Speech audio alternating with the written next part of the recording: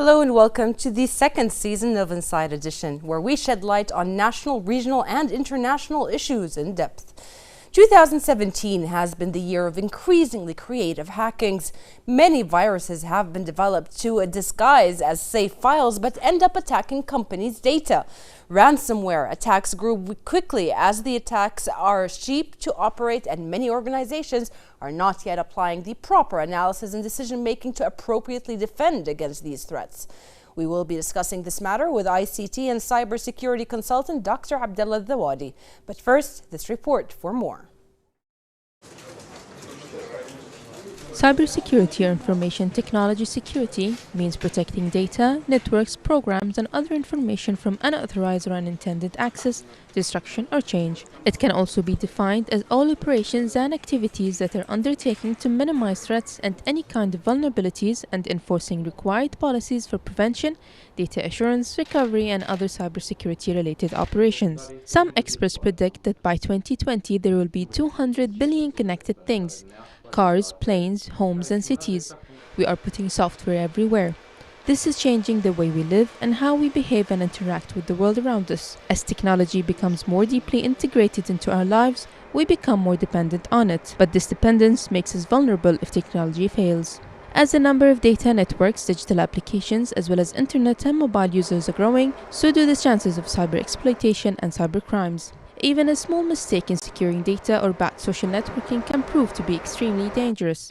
If accounts are not properly secured, it makes it easier for hackers or unauthorized users to spread viruses or social engineered attacks that are designed to steal data and even money. Such types of issues highlight the need for cybersecurity as an essential approach in protecting and preventing data from being used inappropriately.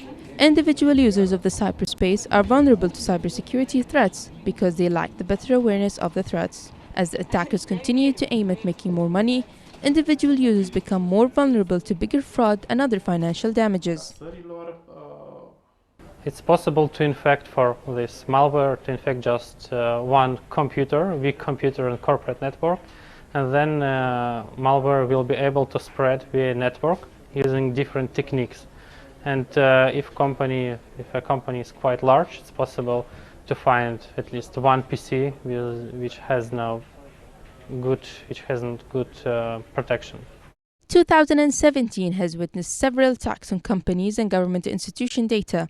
The rapidly spreading cyber extortion campaigns underscore growing concerns that businesses have failed to secure their networks from increasingly aggressive hackers, who have shown they are capable of shutting down critical infrastructure and crippling corporate and government networks. Several cyber attacks swept across the world with WannaCry ransomware, which locked up files on infected computers and sent a message in 28 languages demanding a ransom for data restoration. As the internet is growing rapidly, online criminals try to represent fraudulent plans in many ways. Cyber attacks are a current method of creating fear in a technology-driven world.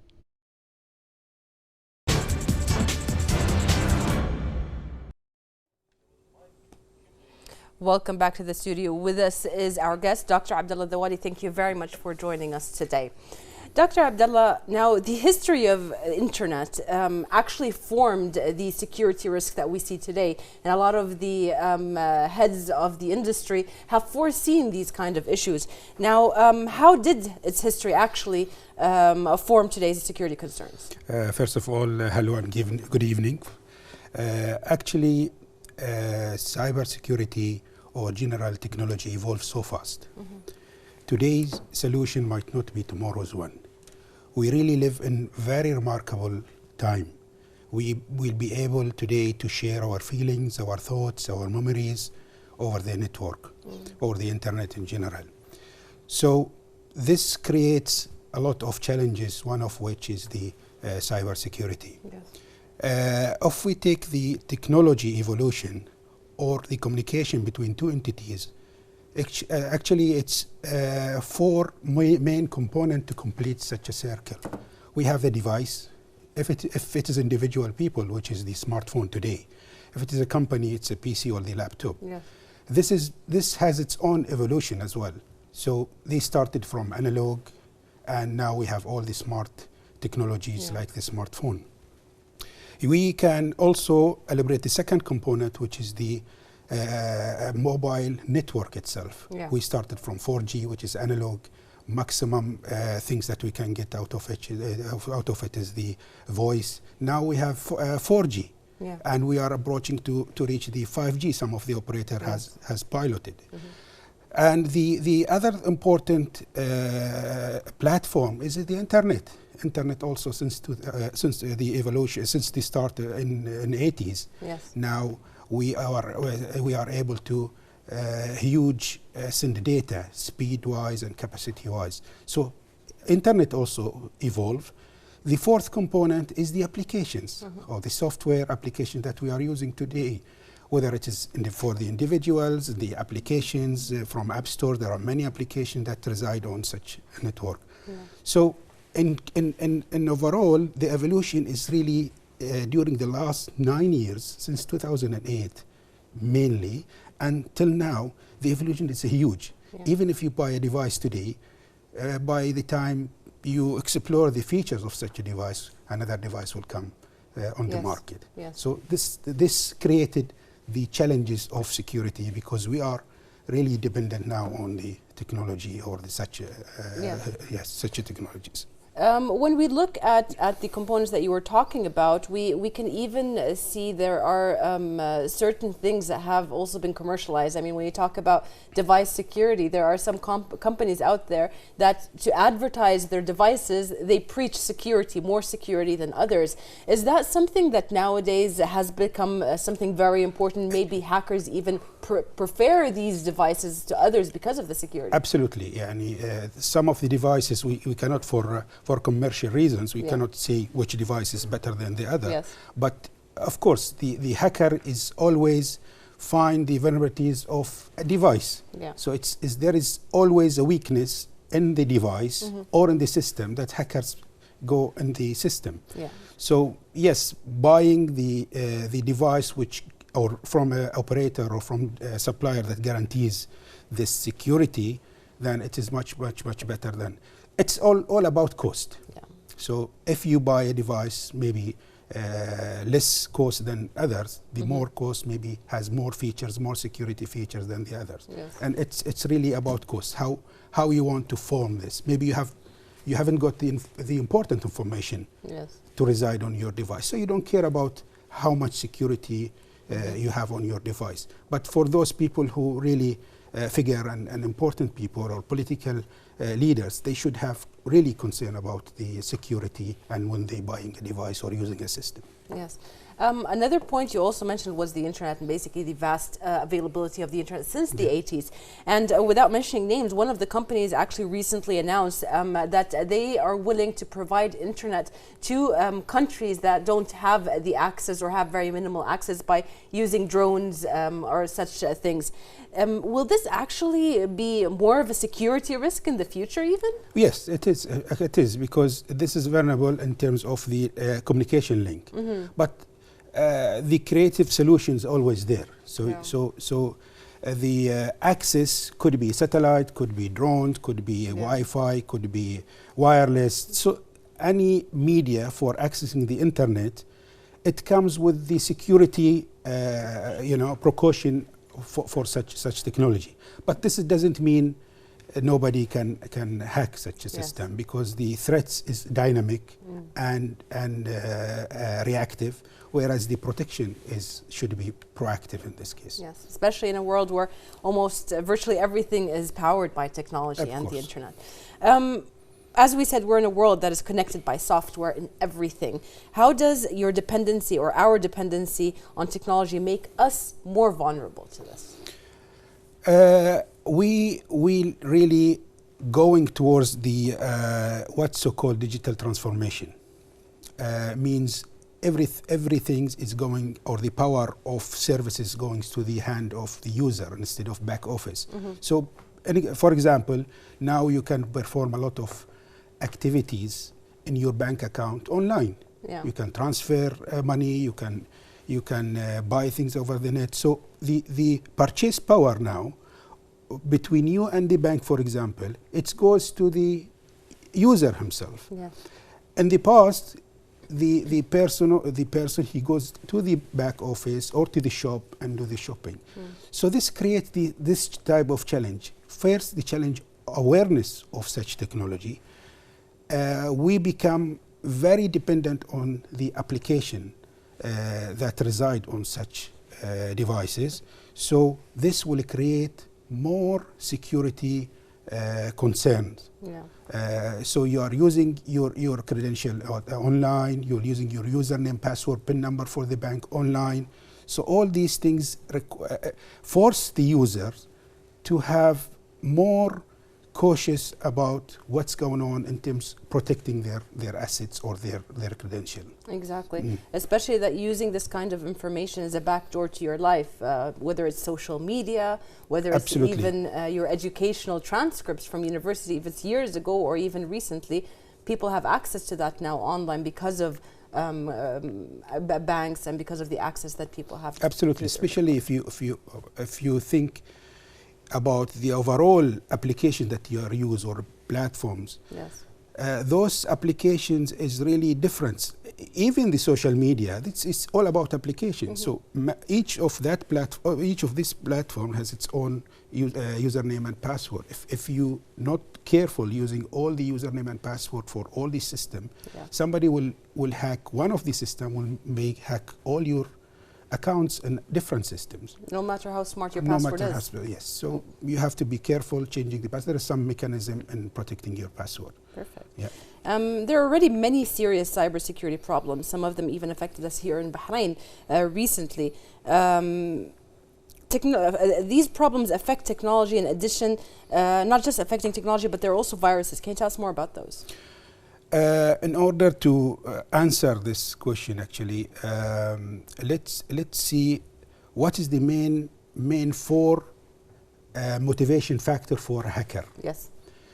The hacker main motivation factors is cybercrime. So he will hack the systems or people in order to do crime like theft of accounts, bank accounts, and so forth. This is generally is a crime, and this worth around 70% of the motivation for factors for the hackers. So the second is the cyber spy or espionage. So people will hack a system or hack people to get some important data from them, accounts or intellectual properties and all this stuff. So this is the second motivation factor. Third is really hacktivism, which is people who try to explore, mainly here is those people, kids below 18 years, and they practicing, or school people practicing the hacking and see how to. This is the third, and the fourth. This is really when it comes to war.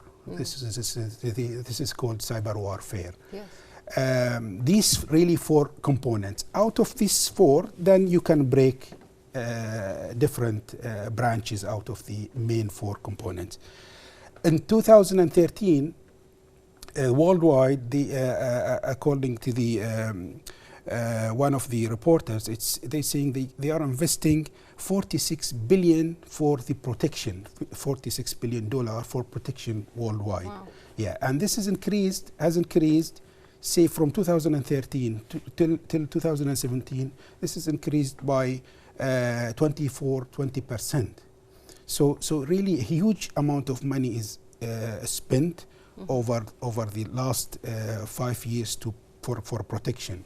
Yes. And the impact of such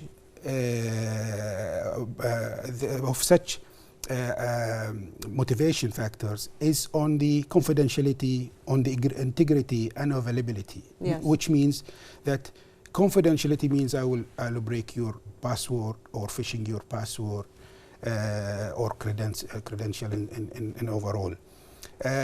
Integrity where, for example, I change your data, your account, you put in the bank, maybe it's 100 dinars, and then you come next day, it will be 10 dinars, which is somebody has played with your account. This is an example. So people will focus on how to harm the user or the victim in this case. And the third is the availability. You need each time you go to access the system, for example, your bank account, you want it to be available. You don't want to go to access your account, it's not available. Exactly. So people or the hacker is trying to stop you from using your system by hacking and denial of service of such a... Yes, yeah. Actually, that's a very important part. I know for a fact I was present a few years ago. Bahrain has invited speakers from the international community, specifically from the US, to speak about cyber crimes and about hacking and so on. And one of the guest speakers there was actually a renowned hacker that was then later on employed by the US government. And we know that that is a fact now. Yeah. People now, even governments all over the world, GCC or other countries, they employ hackers in order to safeguard the internet. What can you tell us about that and people's awareness that they should have, would be aware about the security they have? Yeah, see, in order to take the security in terms of awareness, it relies on everybody. Yeah. If you are in a corporate, in a company or government or individual, because those entities who will be impacted. So we need to raise the awareness in terms of nationwide. So people has to be aware what is going on in terms of security, what is the aim of those such hackers, know basic things that protect themselves. Yeah. This is from overall general, and this is reside on our responsibility as media and people and professionals in this area to speak up and tells people how to use the smartphone, how to protect themselves. In terms of corporate and government, there are a department dedicated for such things. That means the corporate within the people within the company, they should build the culture of security. So the Department of Information Security or the Chief Information Officer within the company or the government should focus on how to raise the awareness, how to and the culture of a security embedded within the organization. And this, the risk will be minimum. We are not saying we eliminate the risk 100%. The risk is always there. Even the risk and hack could happen from internal. Yes. Okay. But in general, if you keep awareness, if you keep every time problem happen, you raise that risk to the people within the organization. This will prevent or minimize, I would say, the dependency or the risk of a hacking. Yeah. And before we go on to our next question, I want to just ask you about the people employed for or in charge of the security, employed for this fact. When you talk about companies, we're not talking just about devices, we're talking about servers that might connect devices that are internationally connected together because they're on the same company server. When we talk about personal computers at home, we're talking about international companies like a Microsoft or Apple, because these are the biggest companies available now. Who are the people in charge of securing the data or making us feel secure? See, if you are talking about the service provider, because nobody will access internet without service provider. Yeah. So the service provider is taking care of any incoming or outgoing data or information, making sure that these information are secure. So information coming to Bahrain, it's the first filter or the first check will be the service operator or service provider in this case. This is nationwide. Within the company itself, then the responsibility falls under the Chief Information Officer or the Department of Information Security or Cybersecurity.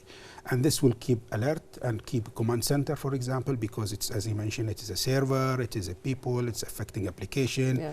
And maybe the server is clouded, and the server might not be inside the country. The server may be clouded somewhere in the cloud, somewhere in the US or abroad. Exactly. So also the Chief Information Officer or the person in charge of security within the company should make sure that also the service provider in that country is following all the protection for this is what happened in the Mina Khalifa, which is the Khalifa port, in last the service provider who runs the terminal there. Yes. So I think the hacking is occurred on the on the equipment of that provider, not the government. So we as a government should audit and make sure that they comply with all the cybersecurity in this case. That was even announced at that time to the people. Cyber criminals follow usually money trail, or some of them even go to fame. But let's say they follow the money trail mainly. That's the main reason. Can you explain to us how ransomware works? Ransomware, basically the hacker will find a weakness or vulnerabilities in the systems where he get to the system of the victim. He will get to the files of of the system and will encrypt the file. So he will take say the customer list or customer data of a company or a bank. He will take that file and he will encrypt such a file, and he will not release it until you pay a ransom for the hackers. And this is how it works in general. But technically there are gaps, there are vulnerabilities there which hackers built such knowledge about it, and once he gets into the system, he will create, this is the malware inside the virus, will search for the important files, maybe the files that the boot sector's files. He might override this, or he waive such file, will make the device halt, it doesn't work. It depends really on the ransomware or especially the WannaCry and PTIA. It's the names. In general, it's ransomware. Ransomware viruses, and it falls under malware, which is the program which hackers do themselves. Some of the hackers, they are smart, they're creative, they do such program to harm. So yes, ransom is in general, hacker will encrypt file that these files are really important for you, and will ask for a ransom. And just to make things clear more, ransomware is used against companies, against entities, general or important entities like governments or others, in paralyzing the workflow of a company, in blackmailing companies even, in putting some kind of paralysis on their financial incomes that they might need in order to other things. Is there anything that you can add where these can be very, I mean, it can affect largely on people, basically their lives? Yeah, it's real. Now the ransomware, this is in general, but the latest ransomware viruses, which is the WannaCry and PTIA, is mainly for the corporate, I would say, for systems. But we haven't heard such viruses happen to the individuals. But if such a thing is happening, is exactly the same practice you prevent with the same procedure, but you have to do it, or the supplier who provides you the device can do it for you. Great, perfect. Australia has created its first military cyber division, and it expanded the remit of an intelligence agency as the country goes on the hacking offensive against foreign enemies. Dan Tahan, the minister assisting the Turnbull government on cyber affairs, told reporters in Melbourne that the military's new information warfare division will be able to target foreign enemies and assist in protecting the armed forces from cyber attacks.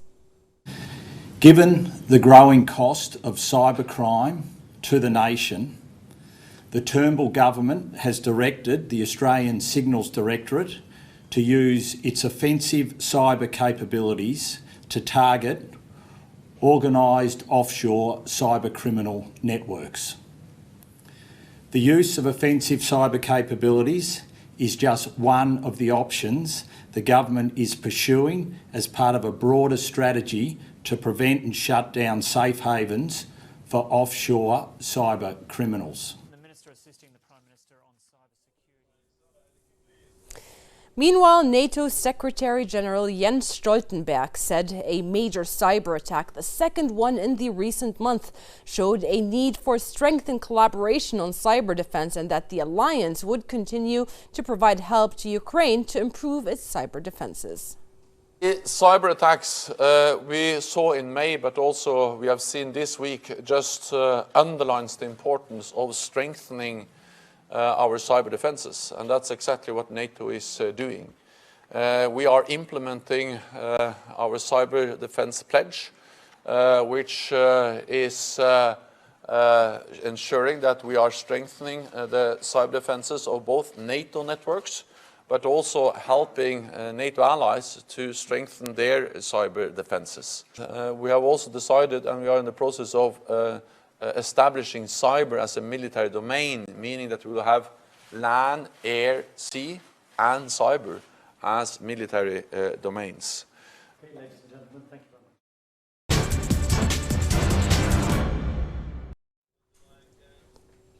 Welcome back to the studio. Dr. Abdullah, one thing that's really important for us to mention right now is that these are not small range companies. These are governments. These are the NATO allies that are talking about that cyberspace has actually become a field of war. Do you think companies and governments are well protected for that? The 100% protection is difficult anybody to declare that it is 100% protection, but I think each company, and especially professional companies, has the procedure to protect their customers from attack. Yes, there are number of risk management and protection within the government and within the companies that the chief information officer or the Department of Information to take care of it. So first, I think the answer is really difficult when you say 100% protection or not, because nobody can say 100% protection. It's all about how ready you are for such things, how proactive you are in facing the attacks. The hackers are really smart, and they are develop themselves, and they explore. So at the same time, the departments responsible for this information security in the governments, or they should be also to that speed of development, that speed of awareness, the speed of how to mitigate such a risk. Most of the companies now, they follow the standards of protection, the ISO 27001 or the NIST cybersecurity framework. Those are really proactive measures where the companies go through such standard, where they identify the most important assets. That's when the hacker attacks such asset will be a huge impact. They evaluate, assess such assets, how important to the organization, give it a value, whether risk is high or low, and also put the mitigation factor, whether it's what mitigation or control that I put for such a risk, so to minimize the impact on me. So it's really a dynamic, and this is the aim and the job of the system administrator of the security, to make sure that all the system is updated, aware of what's going on, the type of threats, analyze, make sure that the system is really up to speed with that protection. Yes. Well, one really important thing that we have to mention is that when it comes to governments putting in the effort and employing people from cybersecurity and everything, for cybersecurity, malware is one of the top things on the agenda of a government. We have to also consider the training that the people, this is a whole new era of soldiers, basically. These soldiers are trained differently than combat soldiers in the field. These are soldiers that are trained in cyber aware. What can you tell us about the training that should be provided or is being provided to nations like Australia, like the NATO allies?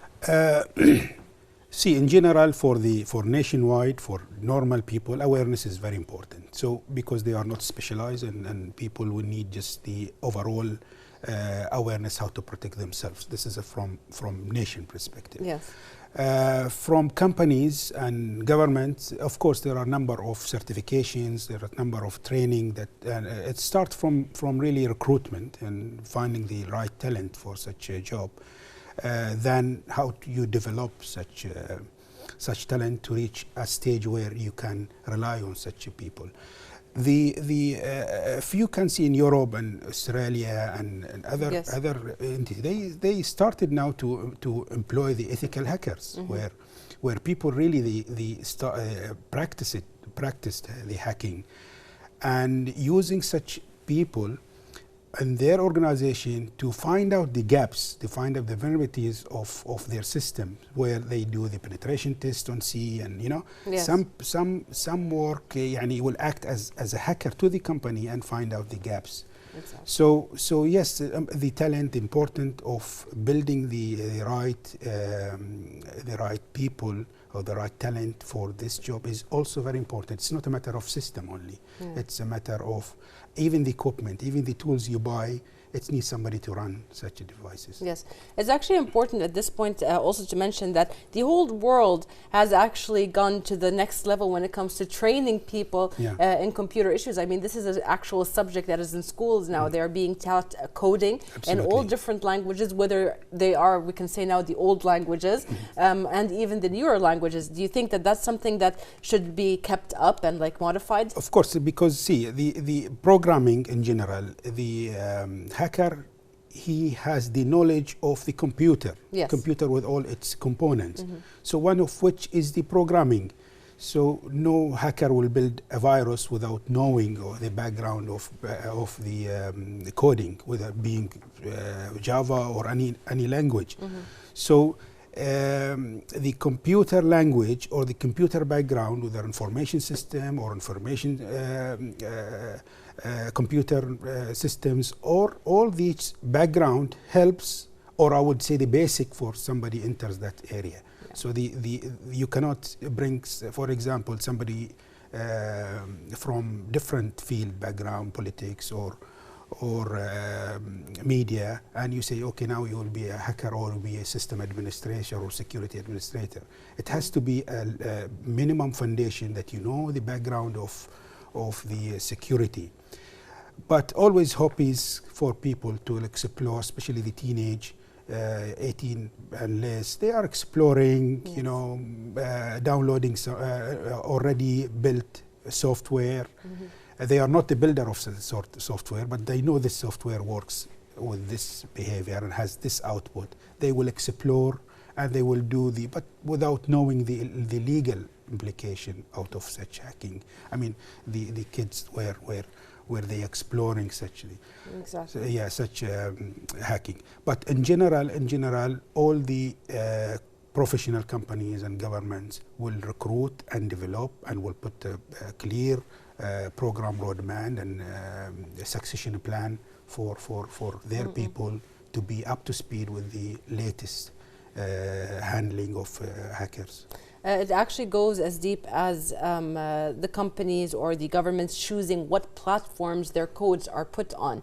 I mean, we know that there are platforms that are very hard to code on, and there are platforms that are easier to code on because they're more available to everybody. So is that also something that governments should take precautions Absolutely. When you purchase equipment, one of the selection criteria, you put the security concern. If you have a device where you think from practice this type of platform or device is frequent hacked, then of course it has less priority for you to purchase. The purchase power is depend on you. This is all about cost, all about money. So yes, and so in general, banks with a lot of customers and millions or billions of dollars and require really sophisticated and if you put extra cost and money on such a device to protect customer, it's worth. But if you're talking about small company and less risk on their data or equipment, then even you buy less and you pay less for such equipment to protect yourself. And it's really a matter of you evaluate whether you put this much of money on that device or this much of money, how important or how value your product or your service or your information. And generally we call all this as asset. Yes. How important the asset is to you. Yeah. If this asset is really important, you will put more money. It's like the analogy, a normal analogy at home or anywhere. If you have asset, a variable asset like your kids and other things, you need to lock your door firmly and put all the security measures. This is exactly the same in terms of computer or system world. Yeah. But that's actually a key point that I want to ask you about. Many companies, it's not easy for them to understand the cybersecurity threats that are likely to impact their businesses. They don't do the proper risk assessment when it comes to their cyber point. They are security experts and not hackers. Do you think that employing previous hackers, even if they were not, as you said, you gave them a certain name, ethical hackers, even if they were not ethical hackers, but it would benefit the development of their cybersecurity systems? Well, we cannot say hacker. Now, hackers is somebody illegal breaches.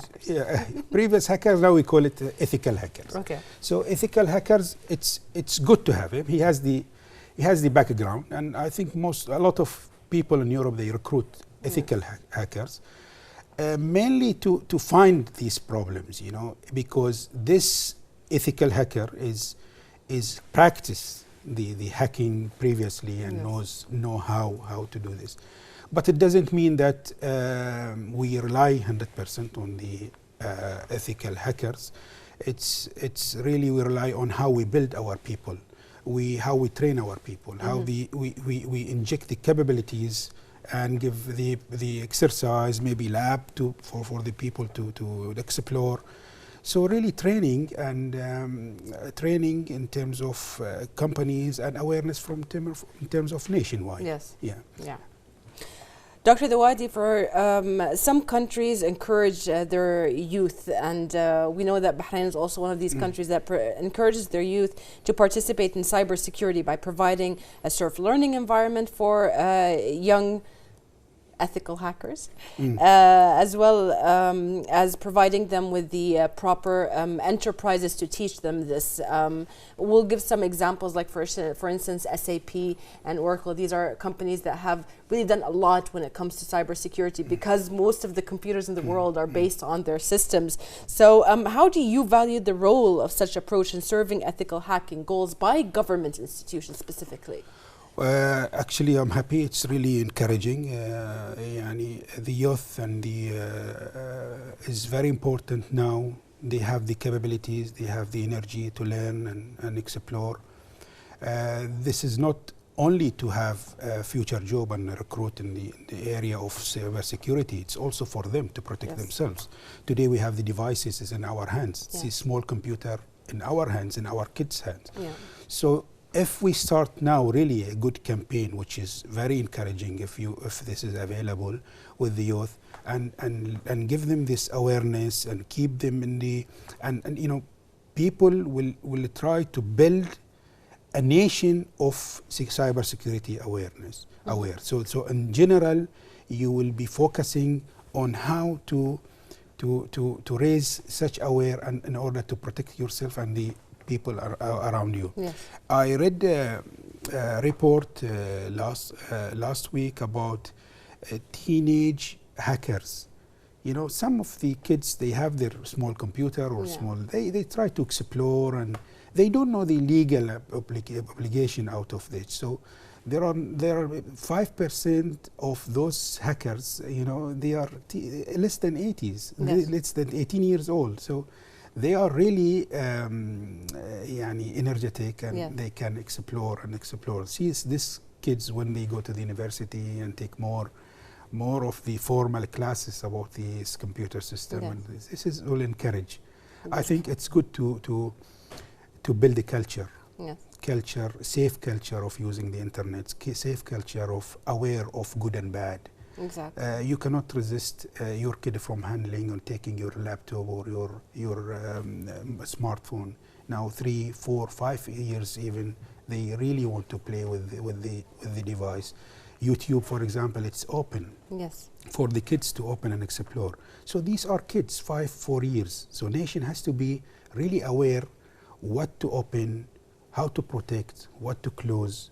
Not everything in the internet is safe for kids, for example. Yes. And really, I encourage this initiative in terms of youth protecting and awareness, and encouraging the people to be aware of such a thing. Before we come to an end, I also have a question. As cybersecurity is becoming smarter and more integrated into the community, also cultural hackers are getting more involved. As you said, they access computers that are new in security, software that's new in security, and so on. And one of the things that we have seen has become a trend nowadays is credential theft. It has been a concern for a very long time, and for internet users all over the world. So what can be done to defeat hackers that try to improve themselves and use it for bad situations, or for to commit crimes, basically? Well, actually, the proactive, always proactive planning, proactive protection is very important. This is in general title. So whenever you be proactive in terms of protecting your assets, you will be safe. Second is the culture. Okay, you need to build the culture of how to protect the people around you, how to protect the company, how to, part of the values in the company, you have to build the value of a security. You cannot see somebody is doing wrong practice in the company, and you are not from the security department, and you keep it quiet. Say, no, this is wrong. So this is the culture we are encouraging the culture where everybody is a security admin. Yes. And the organization, for example, with 300 or 400 or 1,000 employees, you cannot control them all with 5 or 6 or 10 people in the security department. So everybody has to be really a security man or security admin in such a company or a government. Or at home, the parents has to be really aware. Kids, they don't know. Kids 5, 6 years, and even even 5 to 12 years and teenage, they don't know exactly the harm and the situation they will put themselves when they got hacked. That's actually what the hacker I was talking about, the ethical hacker that came and visited us here in Bahrain. He said, I go around the house updating the security requirements of all of my children's iPads and laptops, because I know they might not be doing it, but I know how dangerous it is, so I go and I update everything. See, this type of people is really aware, and I think I encourage all the parents to do the same. Otherwise, it will be left to the kids, and they explore. They see things in the laptop or their iPad, and you will explore that. It's out of your day-to-day control, I would say. Yes. And that's also what can be done to defeat malware, is keeping the securities up to date, even when it comes to companies. If you feel that basically your entity, your governmental entity, or your company, your financial company where you work at has some kind of security breach, immediately go and say it to the designated entities. Absolutely. Is there anything that you would like to add at this point, sir? Well, actually, I think we live in very remarkable time, really, and I think especially we are in Bahrain, we are really cautious. We understand that most of Bahraini people are really educated, and they know, and most of them, they carry on their devices as a smartphone, and most of them, they have the social media around, which is a platform where they can use and share feelings and share memories and so forth. All what I'm saying is really make sure that what you share, what credential you are sharing, or people will try to steal in social engineering sort of matter, and somebody will send you a link and say, okay, can you update this, or a link you have one with $2 million, and you will follow this, and you will put on that form your credential, your information, your profile. So there are people really are watching you. We're watching the gaps and the vulnerabilities behind you. So when you are weak, when you give such hackers the easy to hack you, then you are in that danger. But be careful what to share and what to post, even in the Instagram or the social media. These will minimize the risk. The hacker will go to the easiest person or easiest company or is it system where there is a gap on vulnerabilities. He will not bother in giving more time to strong protected systems or company or government. It always goes to the weakness of it. Yes. So I really advise and encourage people to, take the awareness. There are a lot of awareness session in the YouTube, and you can have a look how to protect your password, Yes. what type of password, how length is your password, how to protect your device from stealing when it's stealing your device, how to rectify and recover your data. So a backup, such instruction, it's available. It's a matter of you just type cybersecurity awareness or cybersecurity protection. How can I keep myself safe? How to keep Like myself that, safe. There are many videos and many articles around. It's give you this. It's really worth to watch and read for especially the parents.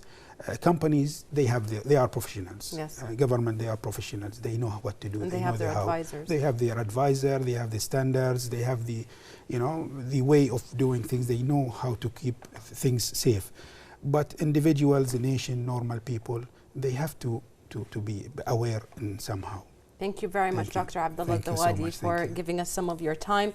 And thank you, dear viewers, for watching us, and see you again next week in another episode of Inside Edition.